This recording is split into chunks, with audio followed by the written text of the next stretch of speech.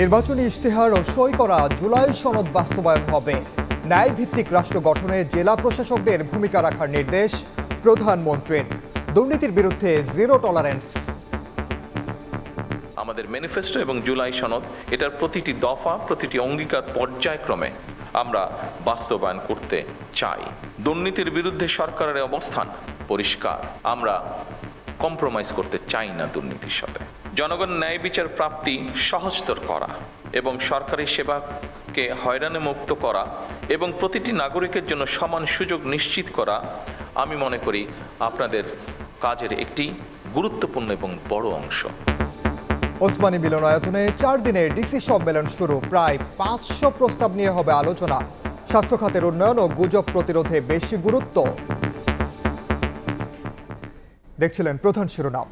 দুপুরের সময় সঙ্গে আছি আমি ওমর ইনান। এবার অন্যান্য শীর্ষ সংবাদ।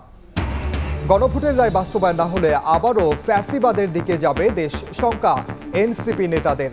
রাজপথে আন্দোলনের মাধ্যমে সরকারকে বাধ্য করার হুঁশিয়ারি।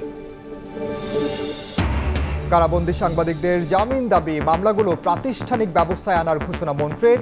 গণমাধ্যমের স্বাধীনতায় বাস্তবায়ন হবে প্রধানমন্ত্রীর নির্দেশনা। ট্রাক পিকআপ সংঘর্ষে থেমে গেল জীবনের গল্প। সিলেটে প্রাণ গেল 8 শ্রমিকের, আহত 6 জন ওসমানী মেডিকেলে ভর্তি। হেলপার আটক হলেও পালিয়েছে চালক। অপরাধ প্রবণ এলাকায় বসছে নতুন পুলিশ ক্যাম্প। ঝুঁকিপূর্ণ এলাকায় ব্লক রেডে বন্ধ হচ্ছে সন্ত্রাসীদের পালানোর পথ। চাঁদাবাজদের বিরুদ্ধেও অভিযানে ডিএমপি। এবং পানিতে তলিয়ে কষ্টের ফসল, হাওড়ে বেশি দামেও মিলছে না শ্রমিক। রোদ না থাকায় নষ্ট হচ্ছে শত শত মন ধান। ক্ষতিগ্রস্তদের 3 মাসের খাদ্য সহায়তা দেবে সরকার।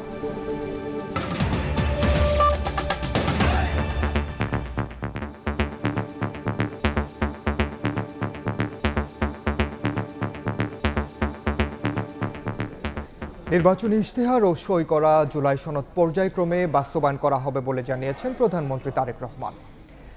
ন্যায়ভিত্তিক রাষ্ট্র গঠন ও জনগণের সেবা নিশ্চিতে জেলা প্রশাসকদের কাজ করার নির্দেশ দিয়েছেন তিনি। সকালে 4 দিনব্যাপী ডিসি সম্মেলনের উদ্বোধন করে দুর্নীতির বিরুদ্ধে সরকারের আপোষহীন অবস্থান তুলে ধরেন প্রধানমন্ত্রী। সরকার গঠনের পর প্রথম জেলা প্রশাসক সম্মেলন। রোববার সকালে সচিবালয় থেকে রাজধানীর ওসমানী স্মৃতি মিলনায়তনে যান প্রধানমন্ত্রী তারেক রহমান। উদ্বোধন করেন 4 দিনের সম্মেলন। জেলা প্রশাসক সম্মেলন 2026-এর সাফল্য কামনা করছি এবং এই সম্মেলনের আনুষ্ঠানিক উদ্বোধন ঘোষণা করছি। প্রধানমন্ত্রী বলেন, জনপ্রশাসন সঠিকভাবে কাজ করলে সরকারে প্রতিফলন ঘটে। ন্যায়ভিত্তিক রাষ্ট্র গঠনে প্রশাসনের প্রতিটি পদই অত্যন্ত গুরুত্বপূর্ণ ভেবে যথাযথভাবে দায়িত্ব পালনের নির্দেশ দেন সরকার প্রধান। জনপ্রশাসনের কর্মকর্তাদের সব পদেই কাজ করার মানসিকতা থাকা জরুরি। সবসময় নিজেদের পছন্দের পদে পদায়ন কিংবা পোস্টিং পাওয়ার মানসিকতাই কিন্তু জনপ্রশাসনকে হয়তোবা দুর্নীতিপরায়ণ এবং অপেশাদার করে তোলার অন্যতম একটি কারণ, এটি আমি মনে করি। নির্বাচনী ইশতেহার ও জনগণের সামনে সই করা জুলাই সনদ পর্যায়ক্রমে বাস্তবায়ন করা হবে বলেও জানান প্রধানমন্ত্রী। বলেন, ভিন্নমত থাকলেও জাতীয় ঐক্যই সবচেয়ে বড় শক্তি, সবার আগে দেশের স্বার্থ। নির্বাচনী ইশতেহার এবং জনগণের সামনে স্বাক্ষরিত যে জুলাই সনদ, আমরা সেই সকল কিছুর অর্থাৎ আমাদের ম্যানিফেস্টো এবং জুলাই সনদ এটার প্রতিটি দফা, প্রতিটি অঙ্গীকার পর্যায়ক্রমে আমরা বাস্তবায়ন করতে চাই। আমরা এই ব্যাপারে বদ্ধপরিকর। দুর্নীতির বিরুদ্ধে সরকারের আপোষহীন অবস্থান ও জবাবদিহিতা নিশ্চিতের কথা জানান প্রধানমন্ত্রী। দুর্নীতির বিরুদ্ধে সরকারের অবস্থান পরিষ্কার, সেটি হচ্ছে আমরা কম্প্রোমাইজ করতে চাই না দুর্নীতির সাথে। দ্রব্যমূল্য নিয়ন্ত্রণে বাজার সিন্ডিকেট ও অবৈধ মজুতদারের বিরুদ্ধে নিয়মিত বাজার মনিটরিং ও ভোগান্তিহীন সেবা নিশ্চিতে দৃশ্যমান মোবাইল কোর্ট পরিচালনার নির্দেশ দেন প্রধানমন্ত্রী। মোবাইল কোর্ট পরিচালনা কার্যকর, নিয়মিত এবং দৃশ্যমান। শাহরিয়ার শৌমিক, সময় সংবাদ, ঢাকা। এবারের ডিসি সম্মেলনে প্রায় 500 প্রস্তাব নিয়ে হচ্ছে আলোচনা। গুরুত্ব পাচ্ছে গুজব প্রতিরোধ ও স্বাস্থ্য খাতের উন্নয়ন। জনগণের আস্থা ফেরাতে কাজে স্বচ্ছতা ও জবাবদিহি নিশ্চিতে জেলা প্রশাসকদের আহ্বান জানিয়েছে জনপ্রশাসন মন্ত্রণালয়। প্রধান অতিথির আসন। শুরু হয়েছে 4 দিনব্যাপী জেলা প্রশাসক সম্মেলন। রোববার সকালে রাজধানীর উসমানী স্মৃতি মিলনায়তনে সম্মেলনের উদ্বোধন করেন প্রধানমন্ত্রী তারেক রহমান। এই সম্মেলনের আনুষ্ঠানিক উদ্বোধন ঘোষণা করছে।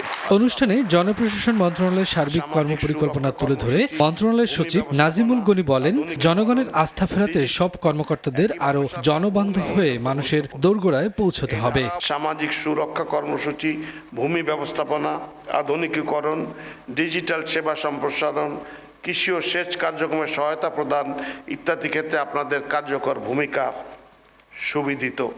সেবার মান উন্নয়নের মাধ্যমে জনগণের আস্থা অর্জনে আপনাদের আরও বেশি তৎপর হতে হবে। এ সময় নিজ নিজ এলাকার সংকট তুলে ধরে সমাধানে সরকারের দৃষ্টি আকর্ষণ করেন জেলা প্রশাসকরা। পটুয়াখালী দক্ষিণাঞ্চলের দারিদ্র্য পীড়িত দুর্যোগ প্রবণ একটি জেলা। এই জেলার শতভাগ জনগণকে ফ্যামিলি কার্ড প্রোগ্রামের আওতায় আনা গেলে দরিদ্র জনগোষ্ঠী উপকৃত হবে বলে দৃঢ়ভাবে বিশ্বাস করি। একটি সমন্বিত মেরিন ড্রাইভ ও উপকূলীয় সুরক্ষা বাঁধ নির্মাণ করা প্রয়োজন। এটি যাতায়াত সহজ করবে, জলোচ্ছ্বাস থেকে জনপদ রক্ষা করবে। জেলার উন্নয়ন কর্মকাণ্ডে জেলা প্রশাসকরাই কাণ্ডারি, তাই কাজের স্বচ্ছতা ও জবাবদিহিতা নিশ্চিত করতে হবে বলে জানান প্রধানমন্ত্রীর উপদেষ্টা এবং প্রতিমন্ত্রী। জেলার উন্নয়ন কর্মকাণ্ডে জেলা প্রশাসক সমন্বয়কারী ও কাণ্ডারি প্রশাসনিক কার্যক্রমের স্বচ্ছতা ও জবাবদিহিতা নিশ্চিত এবং সিদ্ধান্ত গ্রহণের ক্ষেত্রে দীর্ঘসূত্রিতা পরিহার করতে হবে। সঠিক উপকারভোগীদের কাছে যাতে সেবা পৌঁছায় তা নিশ্চিত করতে হবে। জনগণের অভিযোগ শুনতে হবে, শুনানি দিতে হবে। এবারের ডিসি সম্মেলনে 56টি মন্ত্রণালয় ও বিভাগ অংশগ্রহণ করছে। প্রায় 500 প্রস্তাব নিয়ে হবে আলোচনা। স্বাস্থ্য খাতের উন্নয়ন ও গুজব প্রতিরোধে দেয়া হচ্ছে বেশি গুরুত্ব। খাল খনন কার্যক্রমের শফিকুজ্জামান রুবেল, সময় সংবাদ, ঢাকা। ক্ষমতা দীর্ঘস্থায়ী করতে বিএনপি গণভোট নিয়ে জনগণের সঙ্গে প্রতারণা করছে বলে অভিযোগ করেছেন জাতীয় নাগরিক পার্টির নেতারা। রাজধানীতে এনসিপির জ্বালানি, অর্থনীতি সংস্কার ও গণভোট বিষয়ক জাতীয় কনভেনশনে বক্তারা বলেন, জুলাই জাতীয় সনদ অস্বীকারের মাধ্যমে ফ্যাসিবাদী শাসনের দিকে এগুচ্ছে সরকার। রোববার সকালে শুরু হয় জ্বালানি, অর্থনীতি সংস্কার ও গণভোট বিষয়ক জাতীয় নাগরিক পার্টির জাতীয় কনভেনশন। এনসিপির সংস্কার বাস্তবায়ন কমিটির আয়োজনে প্রথম সেশনে অংশ নেন দলটির শীর্ষ নেতা ও রাজনৈতিক বিশ্লেষকরা। এ সময় এনসিপি নেতারা বলেন, সংসদে স্বরাষ্ট্রমন্ত্রীর বক্তব্যে পরিষ্কার হয়ে গেছে বিএনপি আর জুলাই সনদ বাস্তবায়ন করবে না। ক্ষমতার বাহানায় বিএনপি সরকার আর সংস্কার করতে চায় না। তারা ক্ষমতাকে নিরঙ্কুশভাবে উপভোগ করতে চায়। আপনারা তখন বলতেন গণভোটের যে সাইটটা প্রশ্ন দেওয়া হয়েছে এই সাইটটা প্রশ্নের সাথে আমরা একমত না, এবং এই অনুযায়ী আপনার গণভোটে হাঁ দিলেও আমরা এই সাইটটা প্রশ্নের বাস্তবায়ন আমরা করব না। তাহলে দেখা যেত যে কত % ভোট পান।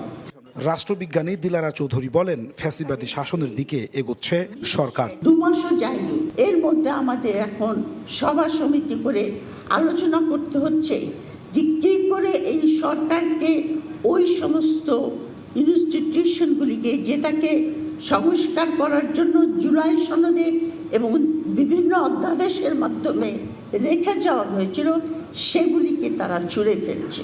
দ্বিতীয় সেশনে অংশ নেন দেশের অর্থনীতি খাতের বিশ্লেষকরা। সংসদ ও রাজপথে আন্দোলনের মাধ্যমে জুলাই সনদ বাস্তবায়নের হুঁশিয়ারি দেন এনসিপি নেতারা। গভর্নমেন্ট যেইভাবে যাচ্ছে এটা খুব সুখকর এবং দীর্ঘমেয়াদী কোনো ইতিবাচক প্রভাব রাখবে বলে আমার মনে হয় না, এবং আমাদের প্রত্যেকটা সিটিজেন বিট্রেড ফিল করছে। আমাদের প্রতিবাদ ওই সংসদ থেকে রাজপথে আমরা যদি জারি রাখতে পারি, বাংলাদেশে আগামীর কোনো সরকার বাংলাদেশকে, বাংলাদেশের মানুষকে, আমাদের কাউকে আর বিপথে নিতে পারবে না ইনশাআল্লাহ। সংস্কার বাস্তবায়নের দাবিতে দ্রুত মাঠ পর্যায়ের কর্মসূচি ঘোষণা করা হবে বলে জানান জাতীয় নাগরিক পার্টির নেতারা। একটা জিনিস তাকে বোঝানো হয়েছে। নাজমুস সালিহি, সময় সংবাদ, ঢাকা। বিশ্ব মুক্ত গণমাধ্যম দিবসে কারাবন্দী সাংবাদিকদের জামিন চাইলেন সাংবাদিক নেতারা। জবাবে তথ্য ও সম্প্রচার মন্ত্রী জানালেন, সাংবাদিকদের বিরুদ্ধে যে কোনো মামলা প্রাতিষ্ঠানিক ব্যবস্থার মধ্যে আনা হবে।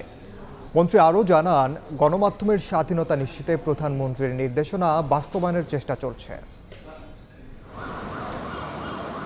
রোববার বিশ্ব মুক্ত গণমাধ্যম দিবস উপলক্ষে রাজধানীর অফিসার্স ক্লাব থেকে তথ্য ভবন অভিমুখে র্যালির আয়োজন করে তথ্য ও সম্প্রচার মন্ত্রণালয়। এ সময় মন্ত্রী জানান, চিন্তা চেতনা ও মননে গণমাধ্যমের স্বাধীনতা নিশ্চিত করতে চায় সরকার। আমাদের সরকার নির্বাচনের আগে গণমাধ্যমের স্বাধীনতা এবং দায়িত্বশীলতার যে কাঠামো তৈরি করার প্রতিশ্রুতি দিয়েছিল, আমরা আমাদের সেই কাজে তথ্য মন্ত্রণালয়ের পক্ষ থেকে সমস্ত পদক্ষেপ গ্রহণ করেছি। পরে তথ্য ভবন মিলনায়তনে আয়োজন হয় আলোচনা সভা। এতে সাংবাদিক নেতারা গণমাধ্যম প্রতিষ্ঠানে হামলার সুষ্ঠু বিচার এবং কারাগারে বন্দী সাংবাদিকদের আইনি কার্যক্রম চালু রেখে জামিনের দাবি জানান। স্বাধীনতার সময় 1971-এ এটাকে প্রত্যক্ষ করেছিলাম, আমরা 2025-এ এসে আবার প্রত্যক্ষ করলাম যে সংবাদপত্রের অফিস পোড়ানো হয়েছে।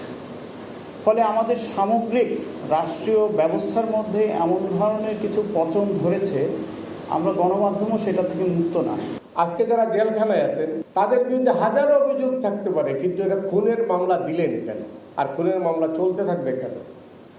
তারা বিনা বিচারে আটক থাকবেন কেন? মুক্তির বিষয় আমরা বলবো না যে মামলা প্রত্যাহার করে তাকে মুক্তি দেন, তা না, জামিনটা অন্তত দেন। এ সময় তথ্যমন্ত্রী জানান, ব্যক্তিগতভাবে সহায়তা দিতে আন্তরিক সরকার। সমস্ত ধরনের সাংবাদিকদেরকে আইনের আওতায় যতটা সম্ভব তাকে পেশাগত সহযোগিতা দেওয়া হবে। মানহানি মামলা সহ যে কোনো মামলাকেই আমরা একটা প্রাতিষ্ঠানিকভাবে ব্যবস্থাপনার মধ্যে আনবো। স্ট্র্যাটেজিক এই কাজটা করার জন্য আমরা একটা সম্মিলিত মঞ্চ তৈরি করতে পারি। মন্ত্রী জানান, গণমাধ্যম সংশ্লিষ্টদের সঙ্গে নিয়ে একজন বিশেষজ্ঞের নেতৃত্বে গণমাধ্যম কমিশন গঠনের লক্ষ্যে পরামর্শক কমিটি গঠন এবং সমন্বয় করতে চায় সরকার। মুরসালিন হক জুনায়েদ, সময় সংবাদ, ঢাকা। সিলেটে ট্রাক ও পিকআপ ভ্যানের সংঘর্ষে থেমে গেল 8টি জীবনের গল্প। নিহতরা সবাই পিকআপ ভ্যানে থাকা নির্মাণ শ্রমিক। ট্রাকের হেলপারকে আটক করা গেলেও পালিয়েছে চালক। রোববার সকাল 6টা সিলেটের দক্ষিণ সুরমার তেলিবাজার এলাকায় দিনের শুরুতেই ঘটে যায় হৃদয় বিদারক এক ঘটনা। কাঁঠাল বোঝাই একটি ট্রাকের সঙ্গে শ্রমিকবাহী পিকআপ ভ্যানের মুখোমুখি সংঘর্ষ হয়। এতে মুহূর্তে থেমে যায় কয়েকটি জীবনের গল্প। ঘটনাস্থলে প্রাণ হারান 4 জন, পরে হাসপাতালে নেয়ার পথে আরও 4 জনের মৃত্যু হয়। আহতদের অনেকে গুরুতর অবস্থায় ভর্তি আছেন সিলেট ওসমানী মেডিকেল কলেজ হাসপাতালে। স্বজনদের আহাজারিতে ভারী হয়ে ওঠে হাসপাতালের পরিবেশ। পুলিশে আমি জানি এই গাড়িটা পিকআপ সাথে মারা যাওয়ার সাথে গাড়ির যার মতো লোক ছিল পড়ে গেছে একজন, আর হাত ভাঙা গেছে, পা ভাঙা গেছে, ও আঘাত পাতে কারো হাতে মতো সিলে গেছে। থেকে ফ্যামিলির মাঝে তাই রোজগার, তাই রুজি করতা, ছেলে মেয়ে 3টা আছে, 3টা পড়ালেখা করে। তো যেহেতু পড়ালেখা করে তান আনিয়া খাওয়াইতা, এখন যেহেতু নাই, এখন আর আল্লাহ আসুন নিয়ম বালি শিখে এবং আইনিভাবে গাড়ি চালানোর জন্য নির্দেশ দেওয়ার জন্য এই আশা আমি প্রত্যাশা করছি। পুলিশ ও ফায়ার সার্ভিস জানায়, খাগড়াছড়ি থেকে কাঁঠাল বোঝাই করে সিলেট যাচ্ছিল ট্রাকটি। সিলেট থেকে পিকআপ ভ্যানে করে নির্মাণ কাজের উদ্দেশ্যে সুনামগঞ্জে যাচ্ছিলেন কয়েকজন শ্রমিক। পথে সিলেটের দক্ষিণ সুরমার তেলিবাজার এলাকায় ট্রাক ও পিকআপ ভ্যানের মুখোমুখি সংঘর্ষ হয়। দুর্ঘটনায় ট্রাকের হেলপারকে আটক করেছে পুলিশ, তবে পালিয়েছে ট্রাক চালক। জব্দ করা হয়েছে ট্রাকটি। দুর্ঘটনার কারণ অনুসন্ধানে তদন্ত শুরু করেছে পুলিশ। যারা আহত হয়েছেন তাদের ট্রিটমেন্ট চলতেছে, তাদের ভিতরে কয়েকজন আশঙ্কাজনক আছে এবং আপাতত পরিস্থিতি শান্ত আছে। খাগড়াছড়ি থেকে একটি কাঁঠাল বোঝাই ট্রাক এবং সিলেট থেকে সুনামগঞ্জগামী একটি ডিআই পিকআপ, যাতে আপনার 15 থেকে 16 জন নির্মাণ শ্রমিক ছিল। তো এই দুটো ট্রাকের মুখোমুখি সংঘর্ষ হয় এবং সংঘর্ষের ফলে ঘটনাস্থলে 4 জন নির্মাণ শ্রমিক নিহত হয় এবং হাসপাতালে নেওয়ার পরে আরও 4 জন নির্মাণ শ্রমিক নিহত হওয়ার খবর আমরা পেয়েছি। এদিকে চাঁপাইনবাবগঞ্জে বাসকে ওভারটেক করতে গিয়ে বিপরীত দিক থেকে আসা ট্রাকের চাপায় মোটরসাইকেলে থাকা 2 জন নিহত হয়েছেন। এছাড়া কুমিল্লার দেবিদ্বারে বাবার মোটরসাইকেল থেকে ছিটকে পড়ে কাভার্ড ভ্যানের চাকায় পিষ্ট হয়ে শিশুর মৃত্যু হয়েছে। তানজিল হাসনাত, সময় সংবাদ। রাজধানীর অপরাধ প্রবণ এলাকায় বসছে নতুন পুলিশ ক্যাম্প। ঝুঁকিপূর্ণ এলাকায় ব্লক রেডে বন্ধ হচ্ছে সন্ত্রাসীদের পালানোর পথ। ডিএমপির ভারপ্রাপ্ত কমিশনার জানান, সন্ত্রাসী ও চাঁদাবাজদের বিরুদ্ধে চলতি মাস থেকে শুরু হয়েছে বিশেষ সাঁড়াশি অভিযান। জোর দেওয়া হচ্ছে হটস্পট ভিত্তিক টার্গেট অপারেশনে। নতুন সরকার দায়িত্ব নেওয়ার পর থেকে গুরুত্ব পেয়ে আসছে সার্বিক আইন শৃঙ্খলা পরিস্থিতির উন্নয়নের বিষয়টি। রাজধানীতে মাদক, সন্ত্রাস ও চাঁদাবাজদের দৌরাত্ম্য বন্ধে সাঁড়াশি অভিযান শুরু করেছে পুলিশ। অভিযানের বিষয়ে রোববার মিন্টো রোডে ডিএমপির মিডিয়া সেন্টারে গণমাধ্যমের সঙ্গে কথা বলেন ডিএমপি কমিশনার। তিনি জানান, চলতি মাস থেকে শুরু হয়েছে বিশেষ অভিযান। 48 ঘণ্টায় 58 জন চাঁদাবাজকে গ্রেফতার সহ তালিকাভুক্ত আরও 94 জনকে আটক করা হয়েছে। বিভিন্ন এলাকায় অভিযান চালিয়ে 58 জন তালিকাভুক্ত চাঁদাবাজ এবং 94 জন তাদের সহযোগী চাঁদাবাজকে গ্রেফতার করা হয়েছে এবং বিভিন্ন মামলায় বা তাদের বিরুদ্ধে আইনানুগ ব্যবস্থা গ্রহণ করা হচ্ছে। মোহাম্মদপুর এলাকায় অপরাধ নিয়ন্ত্রণে নতুন একটি থানার প্রস্তাব স্বরাষ্ট্র মন্ত্রণালয়ে অনুমোদনের কথা জানিয়েছেন ডিএমপি কমিশনার। এছাড়া সন্ত্রাসী চাঁদাবাজদের তালিকা নিয়মিত হালনাগাদ হচ্ছে জানিয়ে অপরাধীদের ছাড়াতে কেউ তদবির করলে তাকেও চক্রের অংশ হিসেবে ধরা হবে বলে জানান তিনি। মোহাম্মদপুরে আরও 2টি ক্যাম্প আছে, মোহাম্মদপুর ক্যাম্প প্লাস ওইদিকে রায়ের বাজার ক্যাম্প, এবং মোহাম্মদপুরে একটা থানা স্থাপনের জন্য আমরা প্রস্তাব রেডি করতেছি। রায়ের বাজার থানা স্থাপনের প্রস্তাব অলরেডি মন্ত্রণালয় পর্যায়ে আছে। চলমান সাঁড়াশি অভিযান অব্যাহত থাকলে রাজধানীতে অপরাধ আরও কমে আসবে বলে আশা প্রকাশ করেন ডিএমপি কমিশনার। আমাদের অভিযান অব্যাহত আছে এবং জোরদার করা হয়েছে। তাসনিয়া নিশাত, মিম, সময় সংবাদ, ঢাকা। রাজধানীর ফুটপাত দখলমুক্ত করতে উচ্ছেদ হওয়া হকারদের পুনর্বাসনে নেমেছে ঢাকার 2 সিটি কর্পোরেশন। হকারদের দেয়া হচ্ছে পরিচয়পত্র, যেখানে থাকবে যাবতীয় তথ্য ও স্টল নম্বর। প্রশাসকরা জানান, নির্দিষ্ট অঙ্কের ফি দিলে মিলবে এলাকা ভিত্তিক ব্যবসা করার সুযোগ। তবে নগর পরিকল্পনাবিদদের সংখ্যা বরাদ্দে রাজনৈতিক সংশ্লিষ্টতা অগ্রাধিকার থাকলে ভেস্তে যেতে পারে উদ্যোগ। তানভীর হাসান মেঘের রিপোর্ট।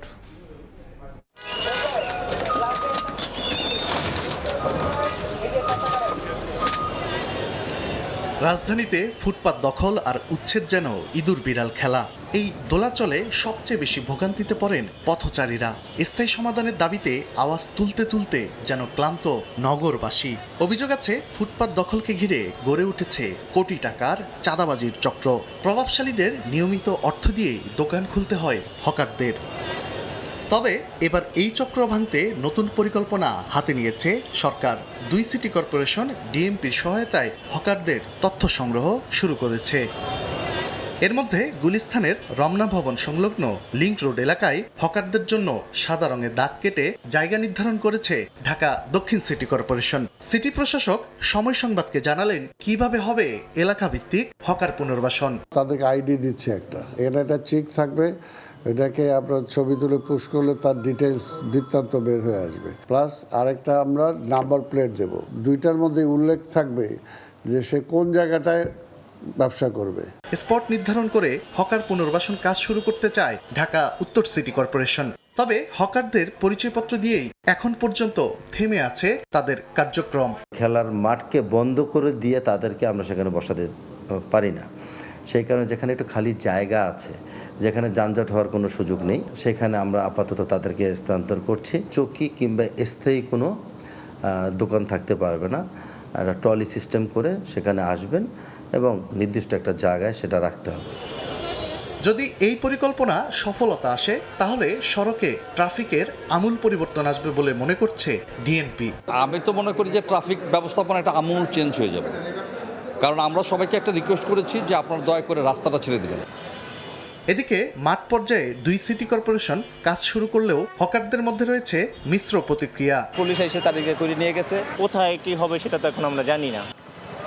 পরিচয়পত্র আর পুনর্বাসনের এই নতুন উদ্যোগ কি শেষ পর্যন্ত হকারদের ভাগ্যের বদল ঘটাবে, নাকি বরাবরের মতো এবারও তা কাগজে কলমে কিংবা পরিকল্পনাতেই সীমাবদ্ধ থাকবে, সেটাই এখন দেখার বিষয়।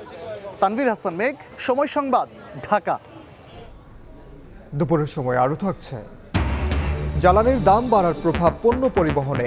ট্রাকপ্রতি ভাড়া বেড়েছে 1 লাফে 3 গুণ। সুযোগ নিয়ে ভোক্তার পকেট কাটছে অসাধু চক্র। সরকারকে কঠোর হওয়ার পরামর্শ।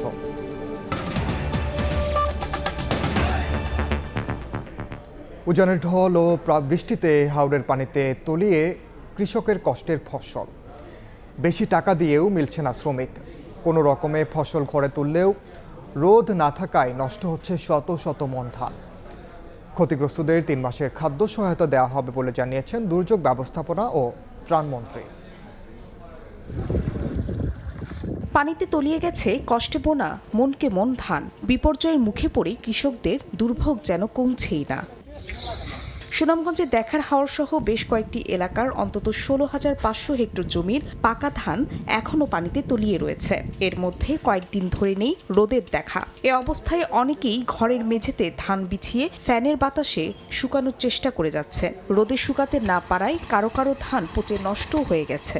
ধান কাটছি আমরা 10-12 দিনে পড়তেছে, ধান যে ফসতে আছে আমরা ধান তো বোমাই যাইতে পারতেছে না, ধান গেরায় যাইতেছে গা, একটা দানা শুকাইতাম পারতাছি না। নেত্রকোনাতেও হাওর সহ নিচু এলাকার বোরো ধান পানিতে তলিয়ে থাকায় জমিতেই পচে যাচ্ছে। কোনো রকমে ধান কিছু কাটলেও শুকানো নিয়ে বিপাকে তারা। হারভেস্টার মেশিনে যদি তেলের সংকটটা না থাকতো তাহলে অবশ্যই যেগুলা ক্ষেত আছে সবগুলাই কিন্তু কাটতে পারতো। এদিকে অতিবৃষ্টি ও উজানের পাহাড়ি ঢলে মৌলভীবাজারের নদ নদী ও হাওরে পানি বাড়ছে। এই পর্যন্ত 2160 হেক্টরে বোরো ফসল পানির নিচে, চড়া দামেও পাওয়া যাচ্ছে না ধান কাটার শ্রমিক। কিশোরগঞ্জের হাওরে প্রায় 10,000 হেক্টর জমির বোরো ধান পানিতে নিমজ্জিত। এখন পর্যন্ত কাটা হয়েছে 60 ভাগ জমির ধান। এ অবস্থায় হাওরের ক্ষতিগ্রস্ত কৃষকদের 3 মাস খাদ্য সহায়তা দেওয়ার ঘোষণা দিয়েছেন দুর্যোগ ব্যবস্থাপনা ও ত্রাণমন্ত্রী আসাদুল হাবিব দুলুর। আগামী 3 মাস তাদেরকে খাদ্য সহায়তা প্রদান করব এবং কিছু আর্থিক সহায়তা দান করব। এছাড়া উজানের ঢলে জামালপুর পৌর এলাকার 11 নম্বর ওয়ার্ডের শেখের ভিটা ও পূর্ব বাগেরহাটার অন্তত 2 শতাধিক পরিবার এখনও পানিবন্দী। হাঁটু পানি মারিয়েই গন্তব্যে যেতে হচ্ছে অনেককে। দেখা দিয়েছে সাপের আতঙ্ক। দুদিনে সাপ কেটেছে 4 জনকে। ফাহরিয়া ফারজানা, সময় সংবাদ। এই মুহূর্তে সুনামগঞ্জে আছেন সহকর্মী হিমাদ্রি শেখর ভদ্র এবং কিশোরগঞ্জে আছেন নূর মোহাম্মদ। সরাসরি শুরুতে যাচ্ছি হিমাদ্রির কাছে। আমি আছি সুনামগঞ্জের দেখার হাওরের এলাকায়। এই এলাকাটার কথা যদি বলি, আপনার আজকে সকালেও এখানে কোনো জনমানুষ ছিল না এবং খেতে লোকজন ছিল না, ধান কাটার শ্রমিক ছিল না, এই মাঠে ধান ছিল না। কিন্তু এই দীর্ঘ 20 দিন পর এখানে রোদ উঠেছে এবং সেই রোদে কৃষানীরা তাদের ধান শুকোতে দিয়েছেন। এই চিত্রটি আসলে বৈশাখের স্বাভাবিক চিত্র। এটা কিন্তু আমরা দীর্ঘ 20 দিন অর্থাৎ 20 দিন যাবৎ সুনামগঞ্জের মানুষ এরকম উত্তপ্ত রোদ এবং যে রোদের ঝিলিক সেটা দেখে নাই। এই যে সবুজ মাঠ, এই মাঠের মধ্যে থরে থরে সাজিয়ে রেখেছেন, থরে থরে ধান রোদ দিয়েছেন। আমরা যদি দেখি পাশের যে হাওরের আছে এবং হাওরে কর্মব্যস্ততা ফিরে এসেছে এবং আপনারা দেখতে পাচ্ছেন যে কৃষানীরা ধান থেকে চিটা বের করছেন উড়িয়ে উড়িয়ে। এই বৈশাখের যে স্বাভাবিক সহজ সরল দৃশ্য, এটি কিন্তু এই গত 20 দিন যাবৎ কৃষকরা দেখতে পারেনি। এই গত 20 দিন যাবৎ কৃষকের মন অত্যন্ত ভারাক্রান্ত ছিল। একে তো জলাবদ্ধতায় প্রায় 20,000 হেক্টর জমির ফসল পানিতে তলিয়ে গেছে, পাশাপাশি রোদ না থাকার কারণে তাদের যে মারাই খোলায় বা ছকানোর খোলায় সংরক্ষিত ধান সেগুলিও নষ্ট হতে বসেছিল। এবং আজকে সকালেও অনেকটা মেঘাচ্ছন্ন আকাশ ছিল এবং হাওরে কখন লোকজন ছিল না, এই মাঠেও ছিল না ধান। কিন্তু রোদ ওঠার সাথে সাথে এই মাঠটি ভরে যায় ধানের কৃষানীরা ত্রিপাল পেতে পেতে নিজেদের ধানগুলো শুকাতে দিয়েছেন। এবং এইরকম রোদ যদি আসলে 3 থেকে 4 দিন থাকে তাহলে অসংখ্য কৃষকের মনের হাসি ফুটবে। এবং তারা আমাদেরকে যেটা জানিয়েছেন যে দীর্ঘ 20 দিন পর এই সুনামগঞ্জে আজকে রোদ উঠেছে এবং তাদের মনের যে দুঃখ ভারাক্রান্ত মনে যে পচাগোলা ধানগুলি রয়েছে তারা সেটিকে থেকে কিছুটা হলে রক্ষা করতে পারবেন। আমরা কিশোরগঞ্জের হাওরের খবর জানতে এখন চলে যাচ্ছি কিশোরগঞ্জের সহকর্মী নূর মোহাম্মদের কাছে। হাজার হাজার হেক্টর জমির ফসল পানির নিচে। গত কয়েকদিনের টানা বৃষ্টি আর পাহাড়ি ঢলে এই কিশোরগঞ্জের হাজার হাজার হেক্টর জমির ধান জলাবদ্ধতায় নষ্ট হয়ে গেছে। আমরা সকাল থেকে বিভিন্ন হাওরে আসলে দেখার চেষ্টা করেছি, ঘুরে দেখেছি যে কৃষকরা যে ডুবে যাওয়া ধান কোমর পানি এবং বুক সমান পানি থেকে ধান কেটে আনার চেষ্টা করছেন এবং এইসব ধান যে হাওর থেকে নৌকায় করে উঁচু স্থানে এনে রেখে এগুলা আসলে সংগ্রহের চেষ্টা চালাচ্ছেন। কৃষকরা যেটি বলছেন যে এই ধান পাকার আগ মুহূর্তে হঠাৎ করে পানিতে তলিয়ে যাওয়ায় তারা আসলে দিশেহারা হয়ে পড়ছেন। তারা এই ধানগুলো আসলে কাটতেও পারছেন না, কারণ হাওরে এখন শ্রমিক সংকট। অন্যান্য বছরের তুলনায় এবার হাওরে লোকজন আসেনি, যে ধান কাটার শ্রমিক যারা ছিল তারা আসলে এই এলাকায় আসেনি। কৃষি বিভাগ যেটি বলছে যে এখন পর্যন্ত 60 ভাগ জমির ধান কাটা হয়েছে এবং বাকি ধান আসলে খুবই ধীর গতিতে কাটতে হচ্ছে। আর পানিতে যেগুলো নিমজ্জিত হয়ে গেছে সেগুলো কৃষকরা নিজেরা আত্মীয় স্বজন মিলে কাটার চেষ্টা করছেন।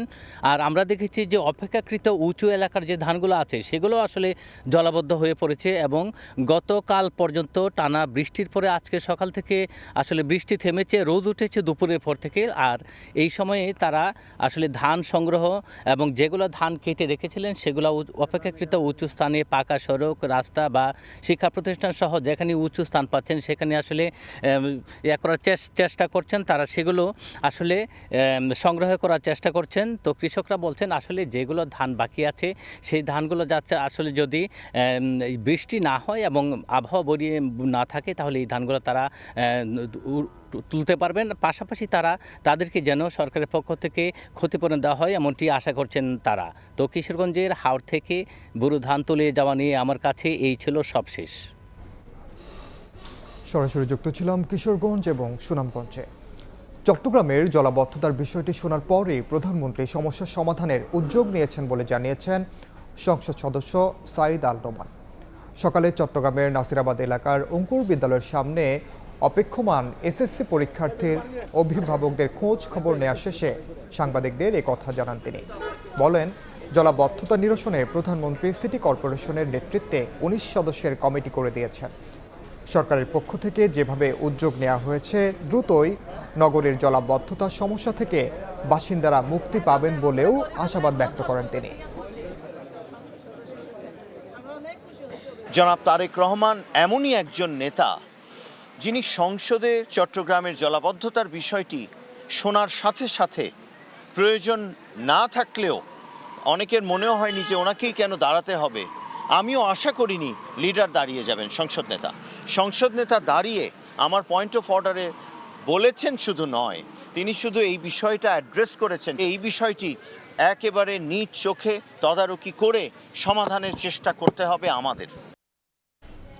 হামের প্রাদুর্ভাবে ঝুঁকি বাড়ছে শিশুদের মানসিক বিকাশে। দেখা দিচ্ছে খিটখিটে মেজাজ আর অতিরিক্ত কান্নার প্রবণতা। প্রভাব পড়ছে অভিভাবকদের মানসিক স্বাস্থ্যেও। বিশেষজ্ঞরা বলছেন, আতঙ্কিত না হয়ে সময় দিতে হবে শিশুদের। টিকাদান, সচেতনতা ও মানসিক সহায়তা নিশ্চিত করা গেলে সুস্থ থাকবে শিশু। প্রায় নির্মূল হওয়া হামের তাণ্ডবে বিপর্যস্ত দেশ। 2 মাসের কম সময়ে কেড়ে নিয়েছে প্রায় 300 শিশুর প্রাণ, আক্রান্ত প্রায় 40,000। দীর্ঘদিন জ্বরসহ শিশুর শারীরিক জটিলতার প্রভাব পড়ছে মানসিক স্বাস্থ্যেও। ব্যাহত হচ্ছে স্বাভাবিক জীবনযাত্রা, বাধা পড়ছে সামাজিক বিকাশেও। হাসপাতালে ভর্তি হওয়া শিশুদের অভিভাবকরা জানান, আক্রান্ত হওয়ার পর থেকে পরিবর্তন হতে থাকে স্বাভাবিক আচরণ। দেখা দেয় খিটখিটে মেজাজ, কান্নাকাটির প্রবণতা। বইতো না, খাইতো না, কোনো কিছু না, মেজাজ খিটখিটে হয়ে গেছে। এখন পর্যন্ত তেমন একটা সুবিধা হয় না। তখন অতিরিক্ত মাত্রায় জ্বর থাকে, তখন ও লাথি ঘুষি পাশে আবার ক্যানেল ধরে টান মারে। চিকিৎসকরাও বলছেন, আক্রান্ত শিশুদের শারীরিক আচরণে আসছে পরিবর্তন। এতে মানসিক ও আর্থিকভাবে ক্ষতিগ্রস্ত হচ্ছে পরিবার। সে খেতে পারছে না, হাসপাতালে ভর্তি হচ্ছে। এটা যেমন রোগীর শিশু বাচ্চার উপর যেন মনস্তাত্ত্বিক একটা চাপ ফেলে, প্লাস রোগীর সাথে যারা আছে তাদের উপর একটা মনস্তাত্ত্বিক একটা চাপ ফেলে। আর্থিক, মানসিক সব দিক দিয়ে আসলে একটা চাপ তৈরি করে। মানসিক স্বাস্থ্য বিশেষজ্ঞরা বলছেন, শুধু শিশু নয়, অভিভাবকদের অতিরিক্ত আতঙ্ক প্রভাব ফেলছে শিশুর উপর। তাই আতঙ্কিত না হয়ে শিশুদের বেশি করে সময় দেওয়ার পরামর্শ দিচ্ছেন তারা। অসুখ বিসুখগুলো বাবা মাই দেখবে, সেগুলো খেয়াল করবে, ডাক্তারের কাছে নিয়ে যাবে। আমি বলবো বাবা মা বাচ্চাদের সাথে স্বাভাবিক আচরণ করবে। আর যদি এ বিষয়ে বাচ্চারা খুব বলতে চায়, প্যানিকের মতো আচরণ করে বা ভয় পায়, তাহলে তাদের কথাগুলো শুনুন, কি বলতে চায়, কেন ভয় পাচ্ছে, কোন বিষয়ে মনের মধ্যে কি চলে, সে অনুযায়ী সমাধানের চেষ্টা করুন। সময় মতো শিশুদের টিকাদান, সচেতনতা এবং মানসিক সহায়তা নিশ্চিত করা গেলে শিশুদের শারীরিক ও মানসিক সুস্থতা নিশ্চিত করা সম্ভব বলে মনে করেন বিশেষজ্ঞরা। মনির হোসাইন, সময় সংবাদ। জুলাই অভ্যুত্থানে রাজধানীর মোহাম্মদপুরে ছাত্রদল কর্মী আশিক হত্যা চেষ্টা মামলায় শেখ হাসিনা সহ 40 জনের বিরুদ্ধে চার্জশিট দিয়েছে পুলিশ। সংশ্লিষ্টতা না পাওয়ায় 127 জনকে মামলা থেকে অব্যাহতির সুপারিশ করা হয়েছে। শেখ হাসিনা ছাড়াও আওয়ামী লীগের সাধারণ সম্পাদক ওবায়দুল কাদের, সাবেক স্বরাষ্ট্রমন্ত্রী আসাদুজ্জামান খান কামাল, জাহাঙ্গীর কবির নানক, সাবেক সংসদ সদস্য সাদেক খান, আসিফ আহমেদ, তারেকুজ্জামান রাজীব এবং ছাত্রলীগ নেতা নাইমুল হাসান রাসেলের নাম আছে চার্জশিটে। জুলাই অভ্যুত্থানে 2024 সালের 19 জুলাই মোহাম্মদপুর বাসস্ট্যান্ড এলাকায় গুলিতে আহত হওয়ার ঘটনায় ছাত্রদল কর্মী শেখ মোহাম্মদ আশিক মোহাম্মদপুর থানায় এ মামলা করেন। সুপ্রিম কোর্টের আপিল বিভাগে সাংবাদিক প্রবেশে নিষেধাজ্ঞার প্রতিবাদে মুখে কালো কাপড় বেঁধে মানববন্ধন করেছেন গণমাধ্যম কর্মীরা। মুক্ত গণমাধ্যম দিবস উপলক্ষে দুপুরে সুপ্রিম কোর্ট প্রাঙ্গণে সুপ্রিম কোর্ট রিপোর্টার্স ফোরামের উদ্যোগে এই কর্মসূচি পালন করা হয়। মানববন্ধনে সাংবাদিকরা বলেন, স্বাধীন ও নিরপেক্ষ গণমাধ্যমে গণতন্ত্রের মূল ভিত্তি, অথচ সাংবাদিকরা হুমকি, হামলা ও হয়রানির শিকার হচ্ছেন, যা অত্যন্ত উদ্বেগজনক। সব ঘটনার সুষ্ঠু তদন্ত ও দোষীদের বিচারের দাবি জানান গণমাধ্যম কর্মীরা। সাংবাদিকরা বলেন, আদালতে প্রবেশাধিকার সীমিত করে গণমাধ্যমের কণ্ঠরোধের প্রচেষ্টা গণতন্ত্রের জন্য হুমকি। সাংবাদিকদের স্বাধীনভাবে কাজ করার পরিবেশ নিশ্চিতে সরকার, প্রধান বিচারপতি সহ সংশ্লিষ্ট সবার প্রতি আহ্বান জানান গণমাধ্যম কর্মীরা।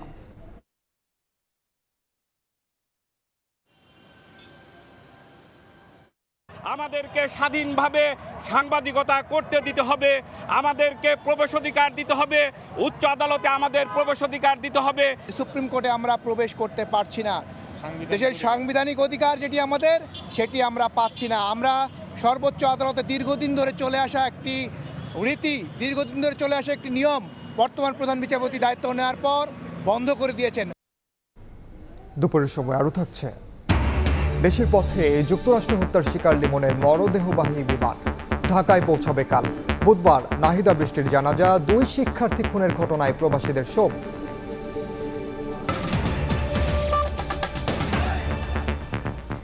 এবার কোরবানির ঈদ উপলক্ষে রাজধানীতে বসবে 27টি পশুর হাট। এর বাইরে যেখানে সেখানে হাট বসতে দেয়া হবে না বলে জানিয়েছেন মৎস্য ও প্রাণী সম্পদ মন্ত্রী। পবিত্র ঈদুল আজহা উপলক্ষে কোরবানির পশুর চাহিদা নিরূপণ, সরবরাহ এবং পরিবহন নিয়ে আয়োজিত সংবাদ সম্মেলনে কথা বলেন মন্ত্রী। জানান, দেশে কোরবানির পশুর কোনো ঘাটতি নেই। সীমান্ত দিয়ে যেন অবৈধভাবে কেউ পশু আনতে না পারে, সেজন্য কঠোর নজরদারি করবে বিজিবি। এছাড়া পশু ট্রাকে চাঁদাবাজি বন্ধে সরকার কঠোর অবস্থানে থাকবে বলেও জানান মন্ত্রী।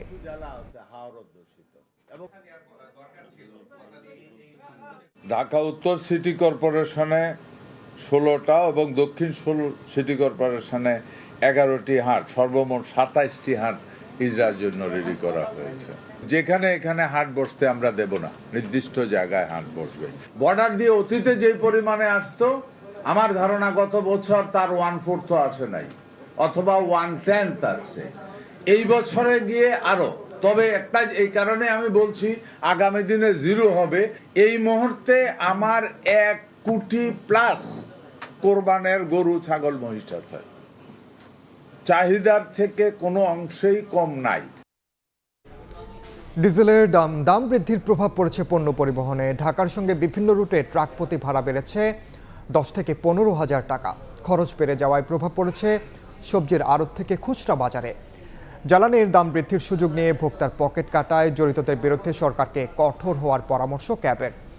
সাইফুল ইসলামের রিপোর্ট। দেশের বিভিন্ন প্রান্ত থেকে প্রতিদিনই রাজধানীতে আসছে সবজি। সন্ধ্যার পর থেকে রওনা দেয়া এসব ট্রাক শুধু সবজি নয়, ডিজেলের দাম বৃদ্ধির চাপ নিয়ে যাচ্ছে ঢাকায়। প্রতি লিটার ডিজেলে 15 টাকা বৃদ্ধির পর ঢাকার সাথে বিভিন্ন রুটে ট্রাক ভাড়া বেড়েছে 10,000 টাকা থেকে 15,000 টাকা। পরিসংখ্যান বলছে সাতক্ষীরা থেকে ঢাকার দূরত্ব 237 কিলোমিটার। এক্ষেত্রে সাতক্ষীরা থেকে 15 মেট্রিক টন সবজি বোঝায় একটি ট্রাক ঢাকায় পৌঁছাতে তেলের প্রয়োজন হয় 52.5 লিটার। আগের হিসেবে জ্বালানি ব্যয় হতো 5,250 টাকা, ট্রাক ভাড়া ছিল 20,000 টাকা। বর্তমানে 115 টাকা লিটারে একই রাস্তায় ব্যয় বেড়েছে মাত্র 800 টাকা, কিন্তু পরিবহনে বাড়তি ভাড়া যোগ হয়েছে 15,000 টাকা। এতে প্রতি কেজি সবজি পরিবহনে খরচ বাড়ল 1 টাকা।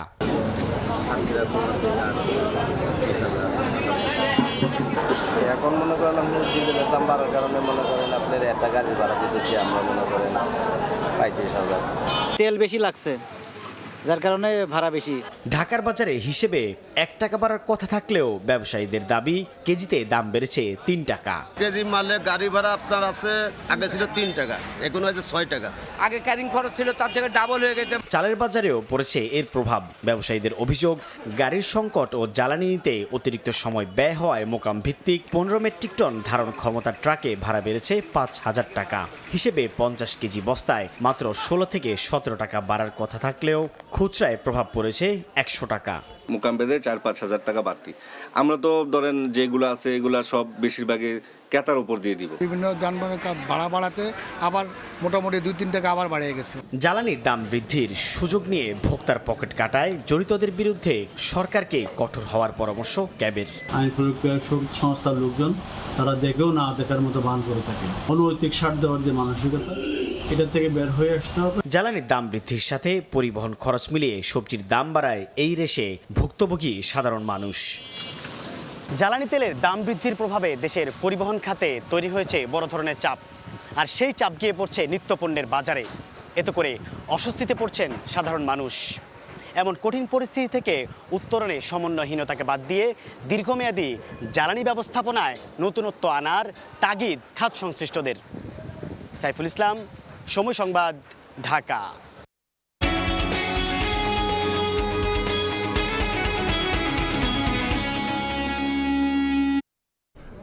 সংকটের পাশাপাশি জ্বালানির দাম বাড়ায় কমতে শুরু করেছে বিদেশ থেকে গাড়ি আমদানি।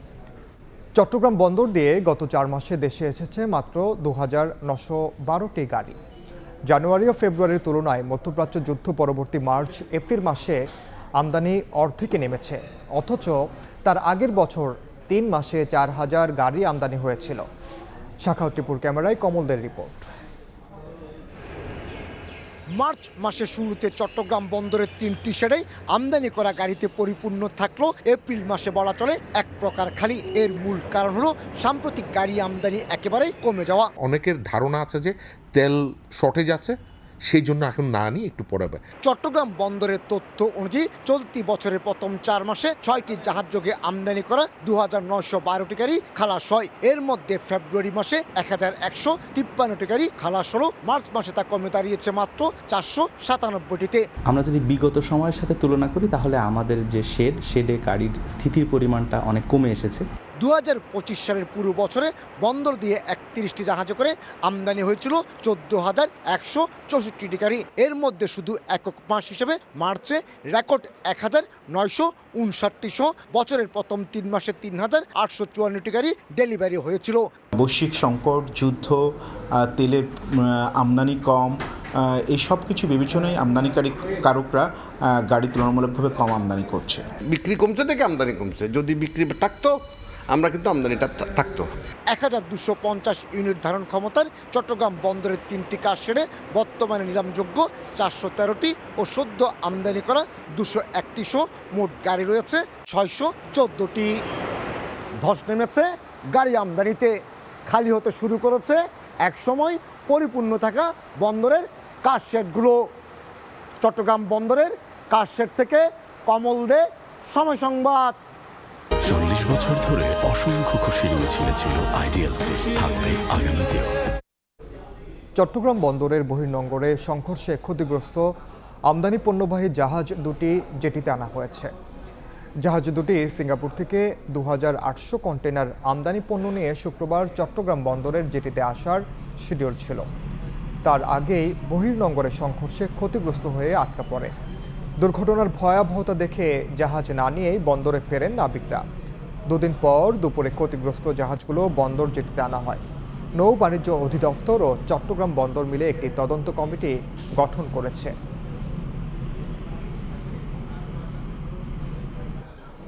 সমৃদ্ধ গ্যাস ক্ষেত্র ট্যাংরাটিলা দীর্ঘদিন পরিত্যক্ত অবস্থায় পড়ে আছে।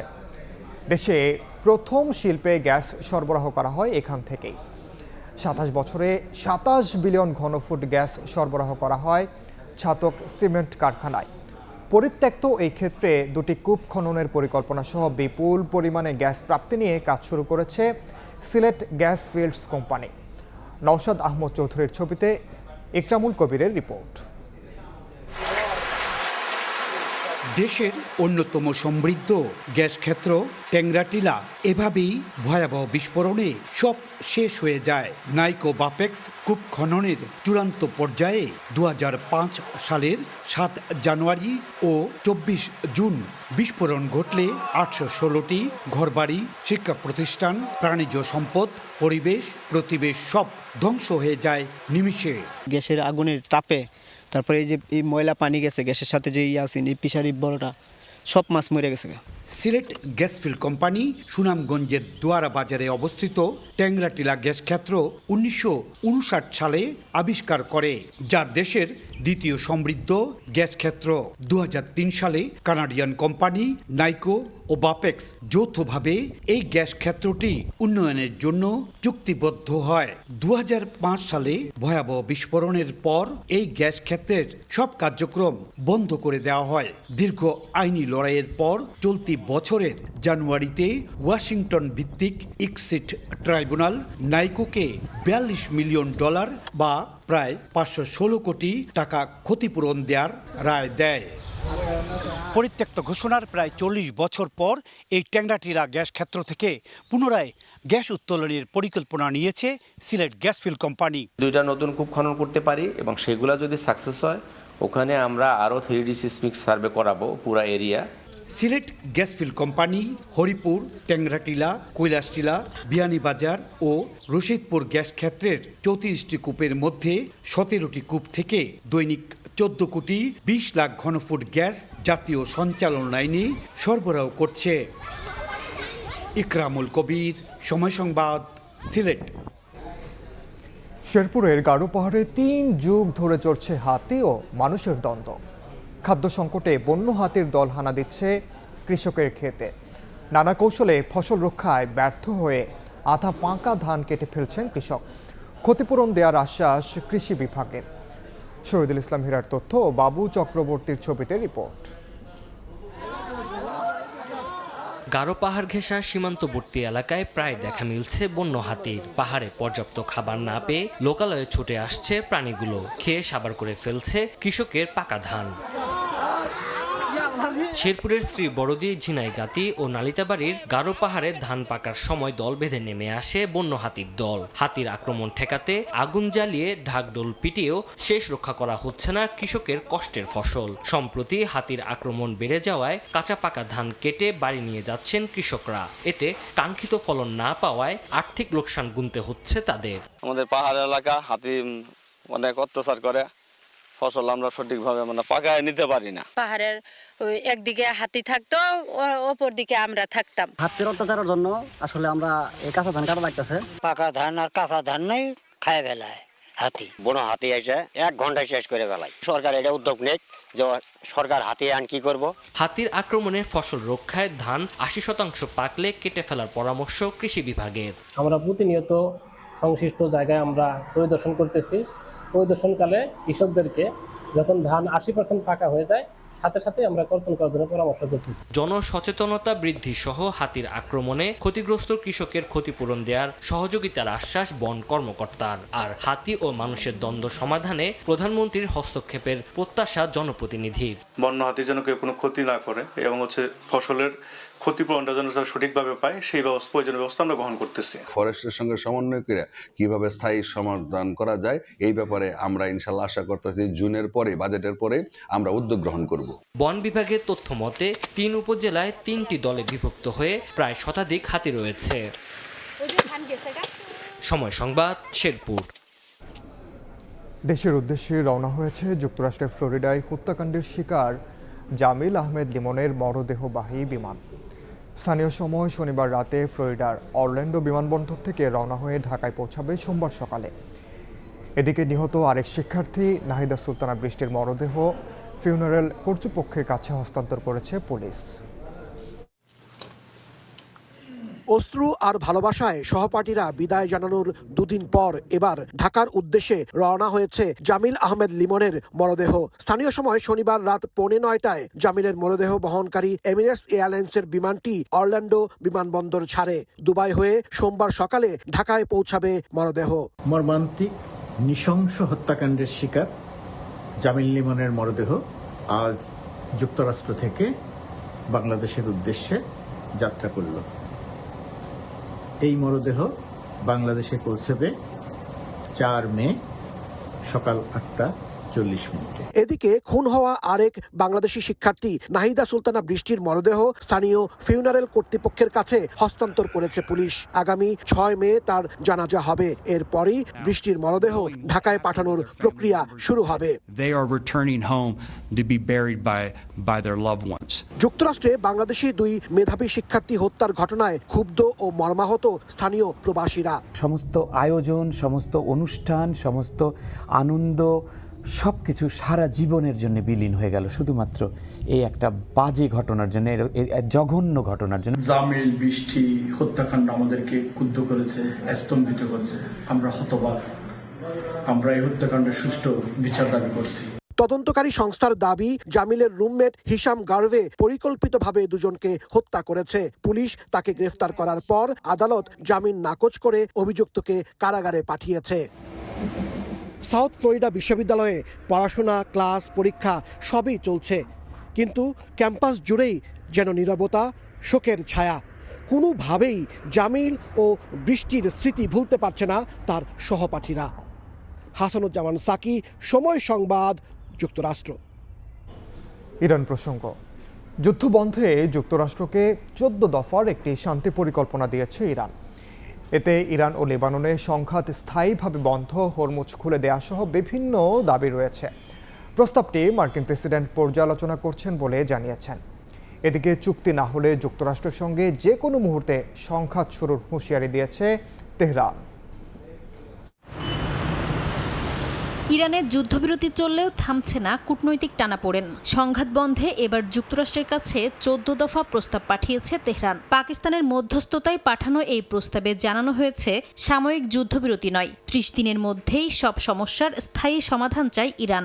ভবিষ্যতে সামরিক আগ্রাসন না চালানোর নিশ্চয়তা, ইরানের আশপাশ থেকে মার্কিন সেনা প্রত্যাহার, নৌ অবরোধ ও নিষেধাজ্ঞা প্রত্যাহার, লেবাননে যুদ্ধবন্ধ এবং হরমুজ প্রণালীর জন্য নতুন নিয়ন্ত্রণ ব্যবস্থার বিষয়গুলো প্রস্তাবে অন্তর্ভুক্ত আছে।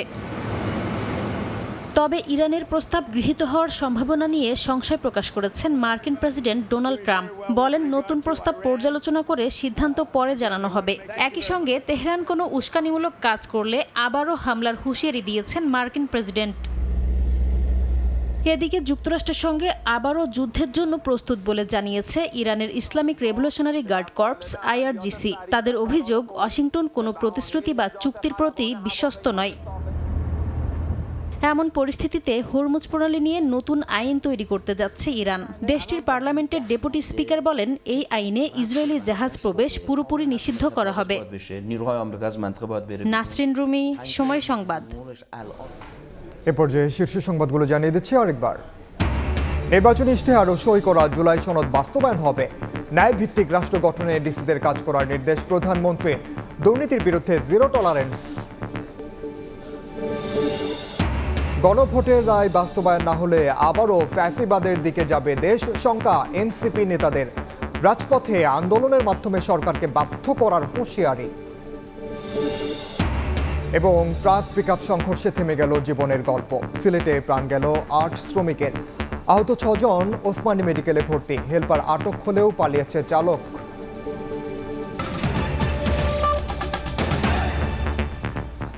এই ছিল দুপুরের সময়ের পর বিভাগীয় সময় নিয়ে সঙ্গে থাকবেন সহকর্মী রোজা চৌধুরী। ধন্যবাদ ইনান। বিভাগীয় সময় নিয়ে আসছি কিছুক্ষণ পর, সঙ্গে থাকুন সময়।